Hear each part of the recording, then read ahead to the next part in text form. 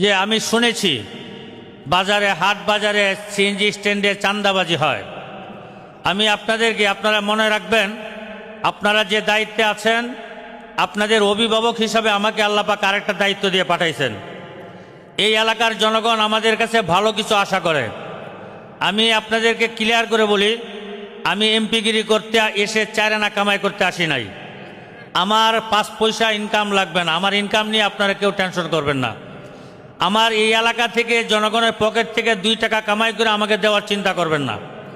আপনারা জনগণকে ভালো যেভাবে রাখতে পারি সেই চেষ্টাটা করবেন। জনগণের থেকে 1 টাকা কেউ চাঁদা ওঠা, সে যে দলের হোক।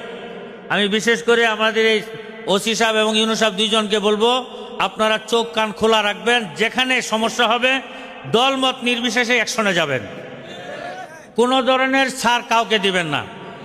আমাদের প্রধানমন্ত্রী তারেক জিয়া উনিও বলেছেন যে আমরা দেশ গড়ার জন্য এসেছি।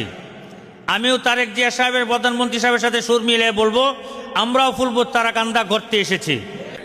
আপনারা মাদকের বিরুদ্ধে যেমন জিরো টলারেন্সে যাবেন, ঠিক এরকম চাঁদাবাজির বিরুদ্ধেও আপনারা অবস্থান নেবেন।